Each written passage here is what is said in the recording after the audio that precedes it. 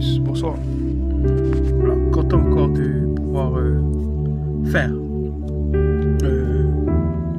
partager une méditation. Alors, une méditation qui se porte sur la parole de Dieu. Alors, oui, merci au Seigneur de toujours donner sa parole, toujours être à l'écoute de sa parole et toujours la lire aussi. Alors, comment lisez-vous la parole aujourd'hui? Est-ce une tâche que vous cochez sur une liste dans le cadre de votre temps de prière?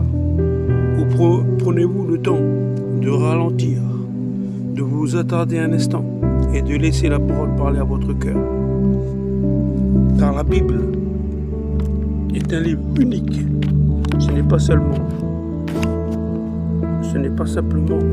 de l'encre sur du papier.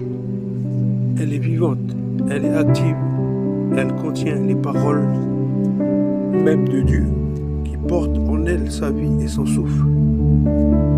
Et voici ce que je souhaite que vous compreniez aujourd'hui. Pendant que vous lisez la parole vous lit aussi. Ah oui, ne vous contentez pas de lire la parole, mais laissez-la vous lire. Alléluia.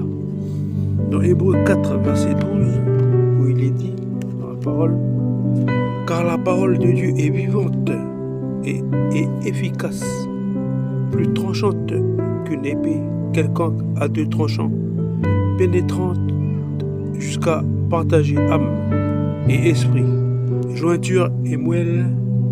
Elle juge les sentiments et les pensées du cœur. »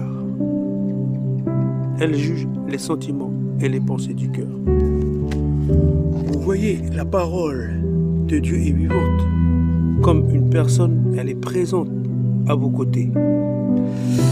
Et elle vous voit, elle vous parle, elle vous comprend. En effet, Jésus lui-même est appelé la parole vivante. Dans Jean, verset 1 et aussi verset 14, ainsi lorsque vous ouvrez votre Bible, vous ne faites pas que lire et accumuler des connaissances. Vous rencontrez une personne, son amour, sa voix et ses pensées à votre égard.